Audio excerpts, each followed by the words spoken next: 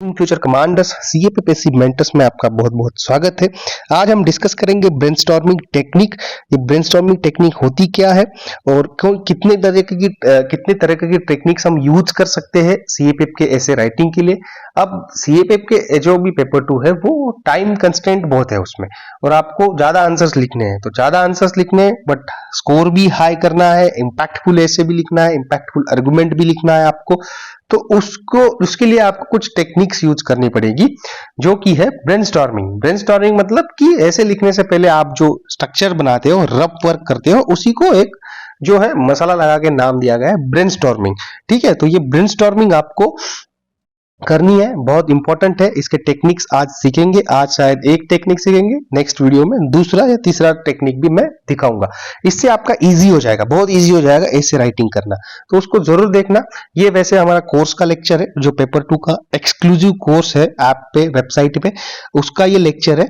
इसके ऊपर separate 4 lectures बनाए हुए हैं हमने कोर्स में। ठीक है, देखो art of answer writing series जो है वो पेपर 2 कोर्स की है, जिसमें टेस्ट सीरीज भी है, तो आप चेक कर सकते हो। टेलीग्राम को जरूर ज्वाइन करिए। यहाँ पे टेलीग्राम पे आपको बहुत सारी चीजें, अपडेट्स मिलते हैं। जैसे ऑल इंडिया टेस्ट सीरीज थी 30 मार्च को, जो कि यूट्यूब पे नहीं बता पाए हम टाइम कंस्टेंट के कारण, बट वहां पे टेलीग्राम पे 2 महीने से चल रहा था। ठीक है, तो जिन लोगों को पता था वो पार्टिसिपेट किए, उनके पेपर 2 भी इवैल्यूएट हुए, और पेपर 1 तो उनका एक जो है प्रैक्टिस हो गया है रियल एग्जाम से पहले, क्योंकि पेपर बहुत अच्छा बनाया गया था, बहुत अच्छे क्वालिटी का पेपर बनाया गया था। अभी भी वो ओपन है, आप वहां पे ऑल इंडिया टेस्ट दे सकते हो, जो कि आपकी एक प्रैक्टिस हो जाएगी। आपको पता चल जाएगा आप कहाँ पे खड़े हो और आपको क्या प्रिपरेशन करना है, ग्रे एरियाज भी पता चल जाएगा। तो सारे लिंक्स जो है डिस्क्रिप्शन में दिए गए हैं।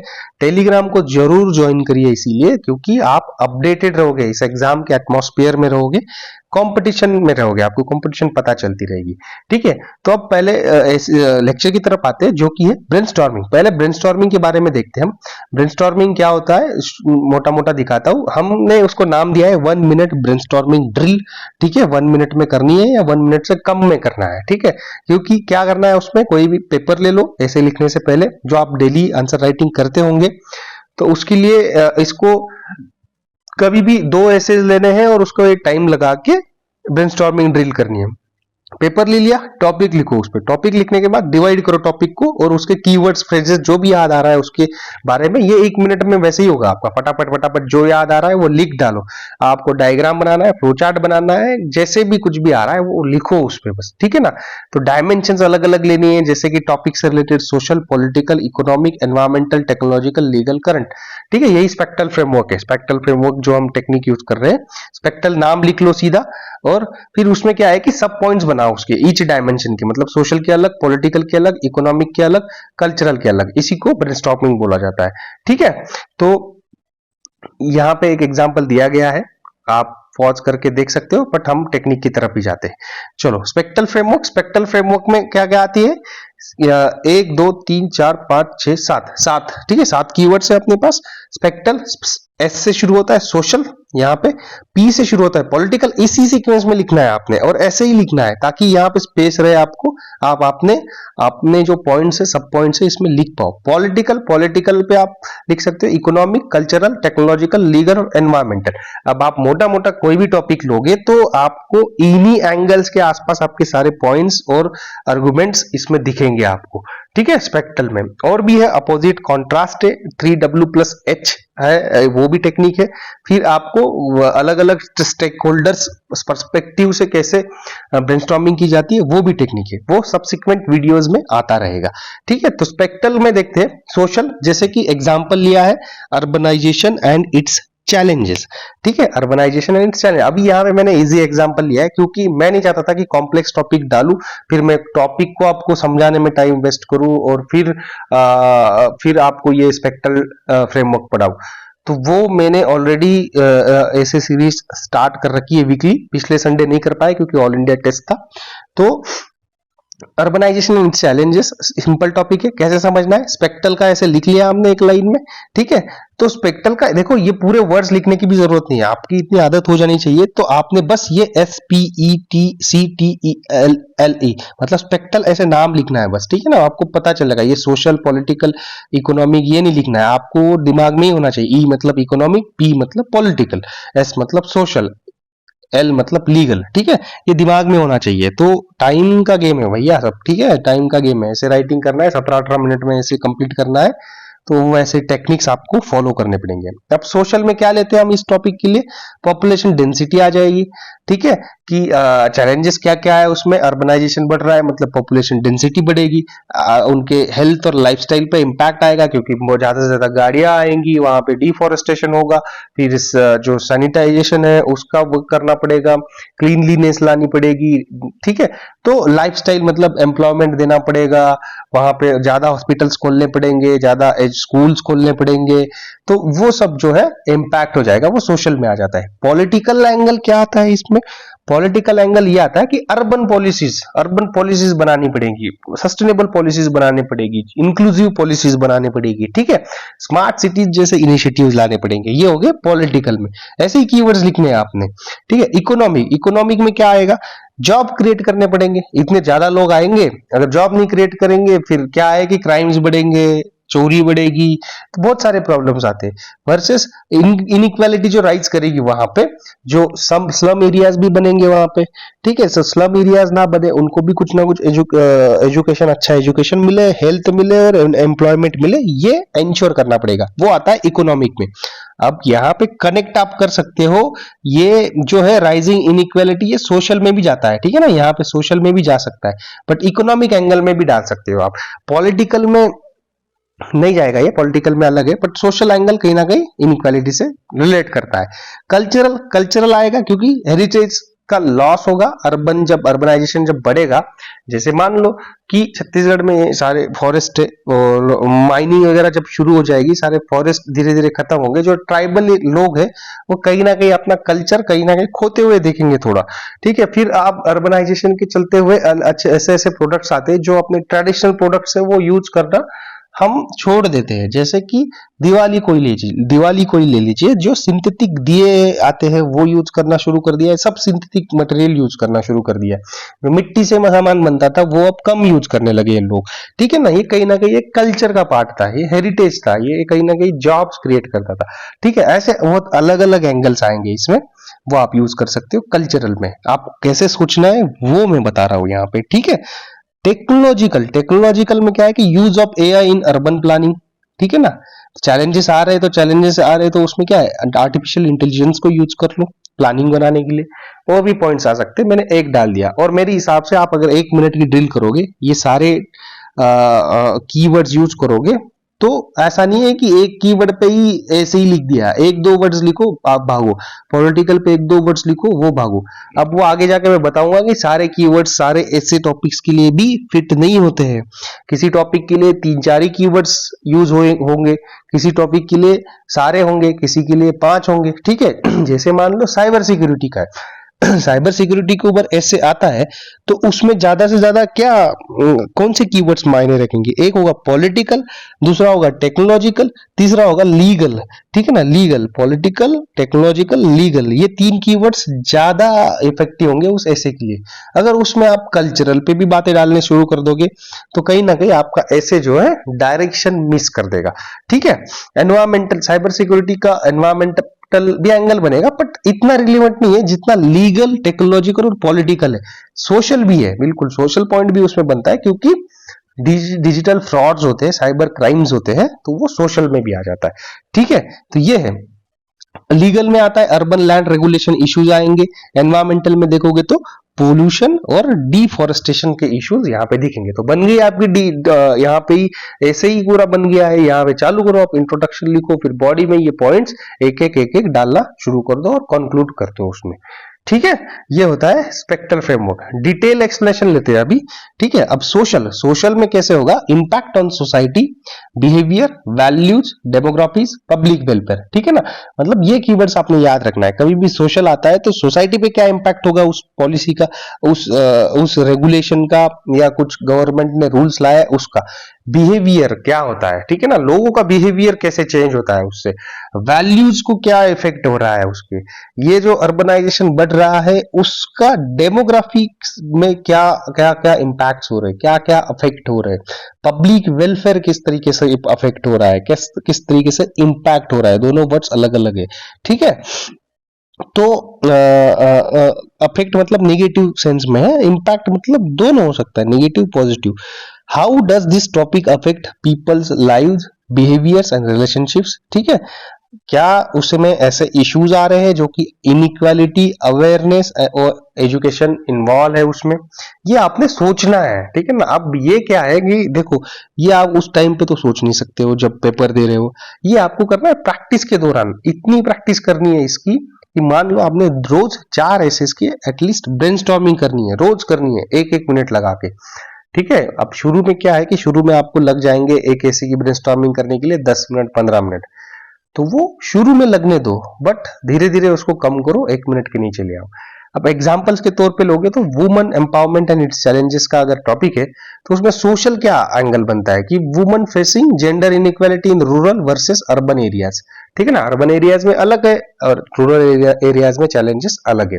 ठीक है, जैसे कि एग्जाम्पल, पैट्रियार्कल माइंडसेट जो है गर्ल्स एजुकेशन के लिए हिंडर करता है रूरल एरियाज में। वैसे अर्बन एरियाज में आप देखोगे तो गर्ल्स का एजुकेशन अच्छा है।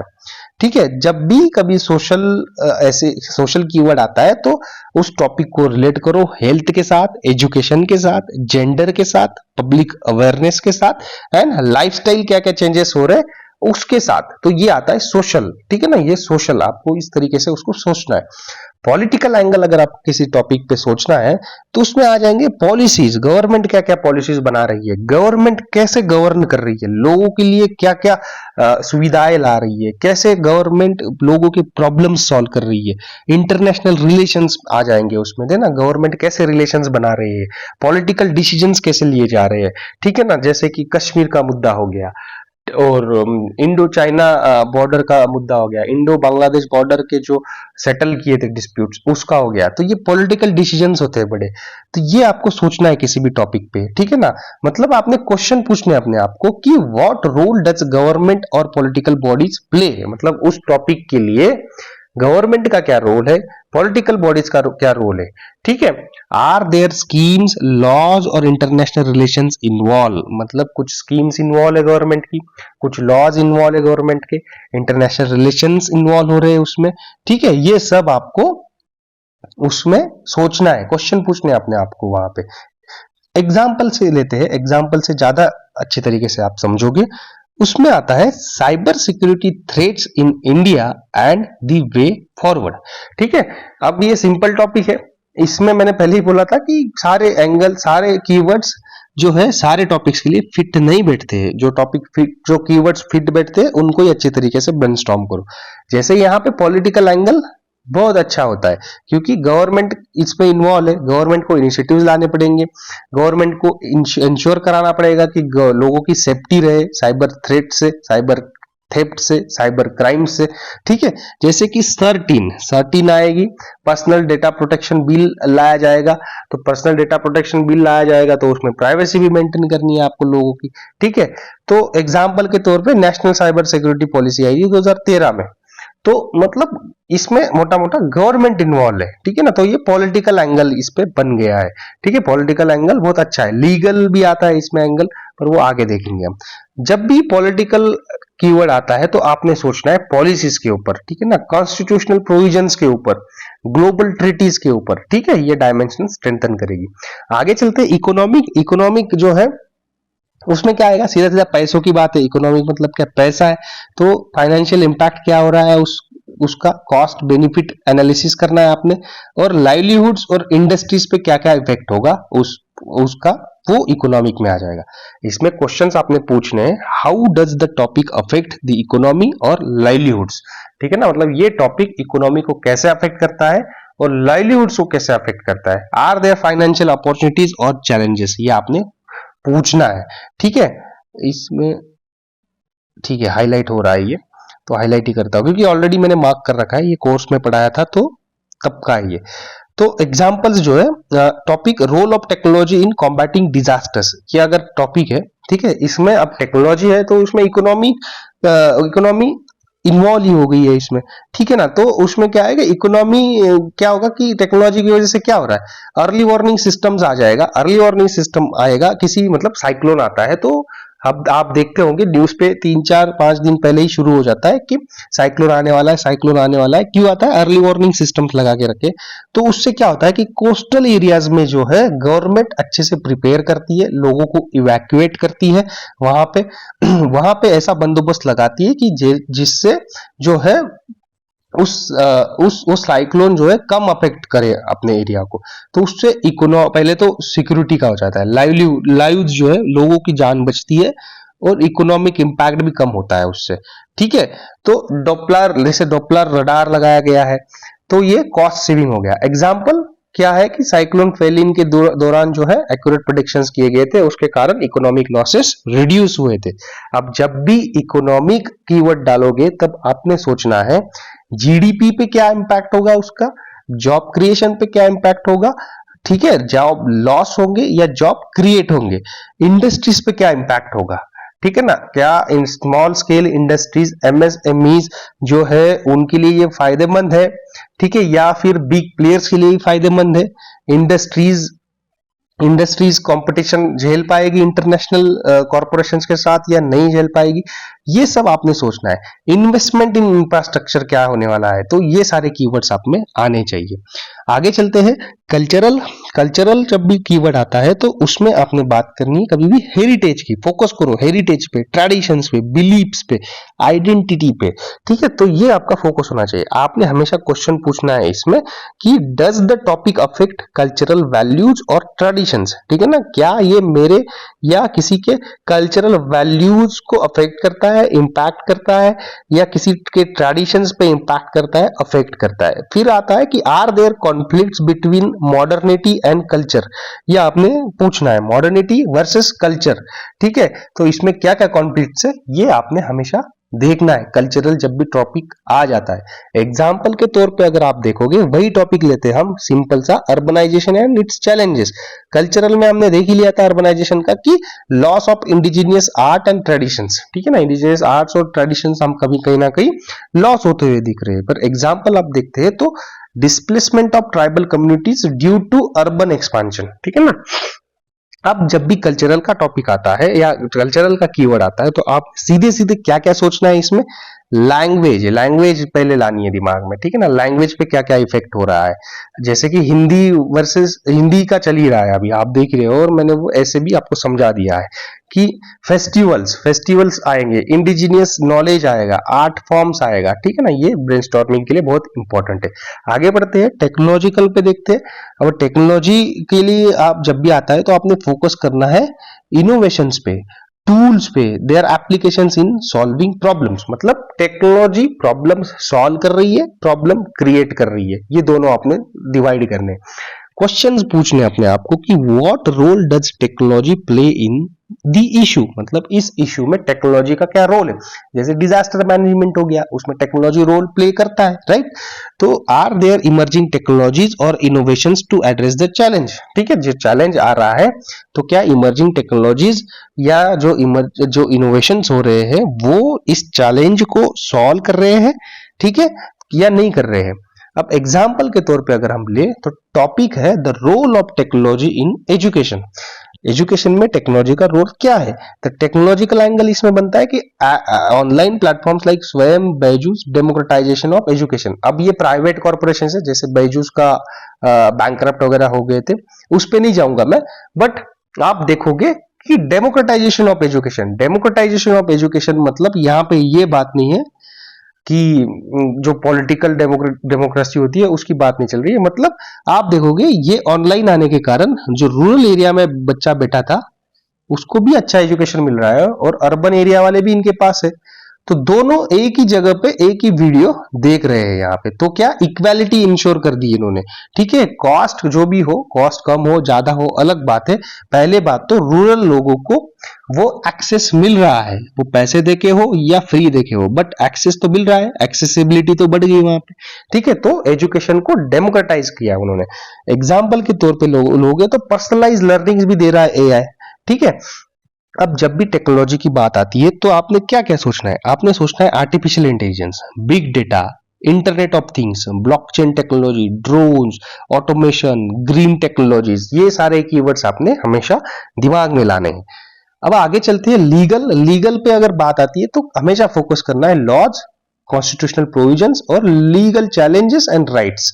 ठीक है, तो ये हमेशा आपने फोकस करना है। अब क्वेश्चंस क्या क्या पूछने, आर देयर लॉज, एक्ट्स और regulations associated with this topic, is there gap in the legal framework. ठीक है, जैसे लॉ के लिए आपने हमेशा क्या है कि आई प्लीडर एक मैं अच्छी वेबसाइट मानता हूं जिससे मैं भी अपने कॉन्सेप्ट्स क्लियर करता हूं, जैसे आर्टिकल 21, आर्टिकल 19 डिटेल में यहाँ पे दिया गया है और वो अच्छा समझने में अच्छे रहते हैं। तो कुछ कुछ टॉपिक जो होते हैं जो समझ में नहीं आते हैं तो उसकी डेप्थ जानने के लिए ये ऐसे वेबसाइट्स आप, लॉ के वेबसाइट्स आप फॉलो कर सकते हो। अब एग्जांपल के तौर पे लेते हैं हम, यहाँ पे टॉपिक है वुमेन एम्पावरमेंट एंड चैलेंजेस। अब इसमें क्या आएगा, लीगल एंगल आ जाएगा, जो है importance of laws like POCSO, maternity benefit act and domestic violence act. आ गया भाई। ठीक है, ये एक्ट्स वहां पे रोल प्ले कर रहे हैं, इस ऐसे में कर रहे हैं, बिल्कुल कर रहे हैं। ठीक है, क्योंकि पोस्को का इम्प्लीमेंटेशन कैसे हो रहा है, क्या पोस्को ने जो वुमन के जो सेक्सुअल हरासमेंट होती थी, ठीक है उसको कम किया है, रिड्यूस किया है, क्या डिटरेंट उसने तैयार किया है या नहीं किया है। ठीक है, लीगल एंगल बनता है। मैटरनिटी बेनिफिट एक्ट भी है। ठीक है, जब लड़कियां काम पे जा रही है तो उनकी जब प्रेगनेंसी में उनको तो छुट्टियां चाहिए होगी उसमें, ठीक है ना, बिल्कुल चाहिए होगी, कैसे काम करेगी अगर कोई एम्प्लॉयर नहीं देना चाहेगा छुट्टी, अगर ये एक्ट नहीं होता तो वो क्यों छुट्टी देता, कोई कोई दे देता जो अच्छा बंदा है, जो नहीं होता वो बोलता कि तुम काम छोड़ दो। ठीक है, तो काम तो आदमी तभी करता है जब मजबूर होता है, ठीक है ना, उसको पैसे की जरूरत होती है।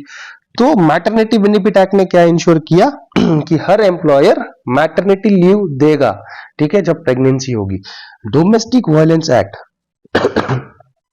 सॉरी डोमेस्टिक वायलेंस एक्ट देखोगे आप, उसका कितना इंपैक्ट है, उसका डिटरेंट क्या बना है, ये लीगल एंगल बनता है। एग्जांपल के तौर पे लोगे तो lack of strict implementation of laws against workplace harassment. अब ये आप मत भूल जाना कि ये कोई ऐसे का लेक्चर नहीं चल रहा है, मतलब ऐसे नहीं एक्सप्लेन कर रहा हूं मैं, ऐसे लिखने के टेक्निक के ऊपर लेक्चर है, तो उसी तरीके से लेना इस लेक्चर को। ठीक है, तो ये जो टेक्निक पढ़ाया जा रहा है ये आप ताकि इंप्लीमेंट कर पाओ दूसरे एसेस पे। अब लीगल एंगल जब आता है, लीगल एंगल जब आता है तो आपने सोचना है कभी भी कॉन्स्टिट्यूशनल आर्टिकल्स के बारे में, आर्टिकल 14, 15, 21, 19, अलग अलग आर्टिकल्स, एक्ट्स, गवर्नमेंट के क्या क्या एक्ट्स रहे हैं वो एक्ट्स आपको पता होने चाहिए, उसका क्या रोल है इसमें ये पता होना चाहिए। सुप्रीम कोर्ट के जजमेंट्स होते हैं वेरियस, वो इसमें इन्वॉल्व हो जाते हैं, वो डाल सकते हो तो वो डालिए जरूर। ठीक है, तो ये लीगल एंगल हो गया आपका। आगे चलते हैं, एनवायरमेंटल। ये है एक्चुअली क्या है कि मैं, ये मेरा 5वां लेक्चर चल रहा है लगातार, जब भी टाइम मिलता है तो वैसे ही करते हैं, क्योंकि कोर्स के भी लेक्चर्स बनाए हैं मैंने, तो इसी वजह से गला जो है बैठ गया है मेरा। एनवायरमेंटल एंगल जो है वो आता है, उसमें फोकस करना है आपने ecological concerns, sustainability, conservation efforts. ठीक है, क्लियर है यहाँ तक, इकोलॉजिकल कंसर्न्स, सस्टेनेबिलिटी और कंजर्वेशन एफर्ट्स, ये आपने फोकस करना है। क्वेश्चंस पूछने अपने आपको कि what is the environmental impact of the topic, how does it relate to climate change and sustainability. ठीक है, बिल्कुल सिंपल है। एग्जांपल लिया सस्टेनेबल डेवलपमेंट एंड अर्बनाइजेशन, तो एनवायरमेंटल में आ जाता है depletion of green cover due to urban expansion. ठीक है, example Mumbai Aarey forest case, ठीक है ना, मेट्रो शेड कंस्ट्रक्शन के लिए 2 रात में खत्म कर दिया था ये। ठीक है, तो एनवायरमेंटल आ जाता है, ऐसे लिखना नहीं है, ऐसे ही बोल रहा हूं मैं। ठीक है, यहाँ पे एग्जांपल के तौर पे यूज कर सकते हो। ट्रिक क्या है कि मतलब ट्रिक नहीं है ये, एक्चुअली कीवर्ड्स याद रखने हैं आपने। एनवायरमेंटल में आएगा आपका climate change, renewable energy, waste management और इकोलॉजिकल रिस्टोरेशन, ये सब आपने दिमाग में लाना है। एनवायरमेंट जहां भी आता है क्लाइमेट चेंज आ जाएगा, रिन्यूएबल एनर्जी आ जाएगी, वेस्ट मैनेजमेंट आ जाएगा, अर्बनाइजेशन आ जाएगा, इकोलॉजिकल रिस्टोरेशन आ जाएगा। तो ये ट्रिक को कैसे यूज करना है इफेक्टिवली वो देखो। अब क्या है कि प्रायोरिटाइज करनी है रिलेवेंट डायमेंशंस। मैंने पहले ही बताया था कि सारे जो कीवर्ड्स है, सारे जो डायमेंशन से हर एक टॉपिक के लिए फिट नहीं बैठते हैं। ठीक है, जैसे कि cyber security threats in India, इसमें है मोस्ट रिलेवेंट क्या है, टेक्नोलॉजिकल, पॉलिटिकल और कल्चरल। अब उसमें आप कल्चर अपना सॉरी लीगल, अगर आप कल्चरल डालने जाओगे उसमें तो मतलब ये बेवकूफी हो जाएगी इसमें। ठीक है ना, बिना बात का आप रिलेट करना चाहोगे उसमें। आप जो रिलीवेंट है वो आइडेंटिफाई करो। मैंने पहले ही बताया कि ये एग्जाम के दिन नहीं होगा, मतलब ये वीडियो देख लिया और सीधा एग्जाम में गए और इम्प्लीमेंट हो गया, ऐसे नहीं होगा। ये आपको प्रैक्टिस करनी पड़ेगी घर पे। आप जब प्रैक्टिस करोगे तब ये होगा। और देखना, इस तरीके के टेक्निक्स आप देखोगे तो आप आराम से 115 प्लस 120 प्लस मार्क्स लाओगे इस पेपर में। ठीक है ना, ये एक मिथ बना हुआ था। अब हम भी इवॉल्व हुए इसमें, पढ़ाते पढ़ाते पढ़ाते हमने भी देखा कि इसमें क्या क्या अच्छा किया जा सकता है, जो कि इजीली 120 प्लस जा सकते हैं। तो यही तरीके है उसके। अच्छे से प्रैक्टिस, तो पहला आंसर राइटिंग को कोई रिप्लेस नहीं कर सकता, राइटिंग प्रैक्टिस हमेशा करनी है। बट आंसर राइटिंग प्रैक्टिस करने स्मार्ट अगर करें हम, प्रैक्टिस प्रिपरेशन स्मार्ट करें तो और अच्छा होगा। तो स्मार्ट प्रिपरेशन के लिए हमें इस तरीके की टेक्निक्स यूज करनी पड़ेगी। समझ में आ गया? यहाँ पे ये प्रायोरिटाइज करना है रिलीवेंट डायमेंशंस को।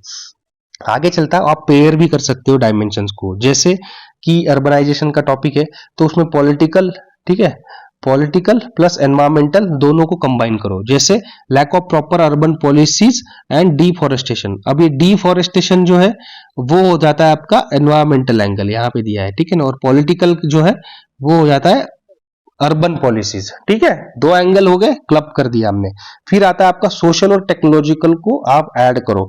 Smart cities improving quality of life. ठीक है ना, क्वालिटी ऑफ लाइफ जो है वो हो गया आपका सोशल। ठीक है, और स्मार्ट सिटीज हो गया आपका टेक्नोलॉजिकल। ठीक है, तो ये आपको क्लब करने हैं डायमेंशंस को। एग्जाम्पल्स को यूज करो हर एक डायमेंशन के लिए। रियल लाइफ एग्जाम्पल्स यूज करो तो और अच्छा रहेगा, उसमें इंपैक्टफुल होगा। ऐसे गवर्नमेंट स्कीम्स आपको पता होनी चाहिए, Supreme Court judgments, international events, ये जो है आप एज ए एग्जाम्पल कोट कर सकते हो। सब डायमेंशंस भी यूज कर सकते हो आप। जैसे टेक्नोलॉजी इन डिजास्टर मैनेजमेंट, ये तो टेक्नोलॉजी पे ही है। तो टेक्नोलॉजिकल डायमेंशन आएगी तो टेक्नोलॉजी में आप क्या क्या इंश्योर करोगे? AI for predictions, drones for relief, GIS for mapping affected areas. ये सब टॉपिक हो गए आपके। तो प्रेडिक्शन क्या क्या करेगा, ठीक है ना, ड्रोन्स, रिलीफ के काम कौन कौन से करेगा। ठीक है, फिर GIS for mapping affected areas, तो अफेक्टेड एरियाज कौन कौन से होंगे वो आपको एक्सप्लेन करना है इस तरीके से। ठीक है, ये हो गए सब डायमेंशंस एक बड़े एक मेन डायमेंशन के अंडर।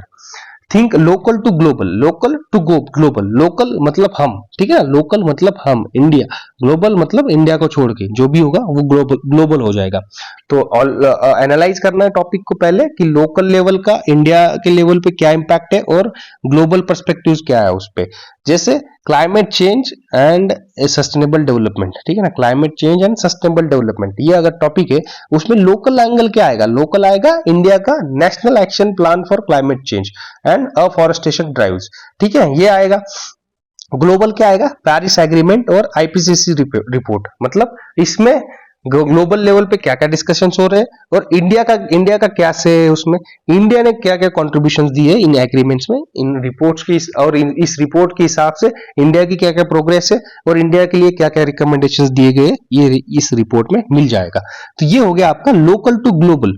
ठीक है, और ये ज्यादा तो करके आपको क्लाइमेट चेंज के लिए ही यूज करने को मिलेगा, एटलीस्ट और सीए पे रिलेटेड एसेस के लिए, क्योंकि सीएसई में तो बहुत सारे पेपर्स होते हैं और उसका सिलेबस भी बहुत ज्यादा है, तो उसमें तो बहुत सारे टॉपिक्स बन जाएंगे।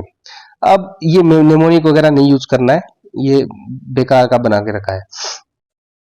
अब ये टेक्निक हम, अगर आप कमेंट में बताओगे तो 3W+H। अब जिसने यहाँ तक वीडियो देखा है मतलब उसको पसंद ही आया होगा, तभी यहाँ तक खींचते हुए आया होगा। तो लाइक जरूर कर देना और कमेंट भी कर देना है, उसको पता चलता है हमें कि जरूरत है, लोगों को अच्छा लग रहा है, तो मोटिवेशन मिलता है वीडियो बनाने के लिए। नहीं तो बेफिकुल की वीडियो क्यों बनानी है अगर किसी को जरूरत नहीं है। ठीक है, तो ये 3W+1H है। अगर आप कमेंट में बताओगे तभी तो बनाऊंगा मैं।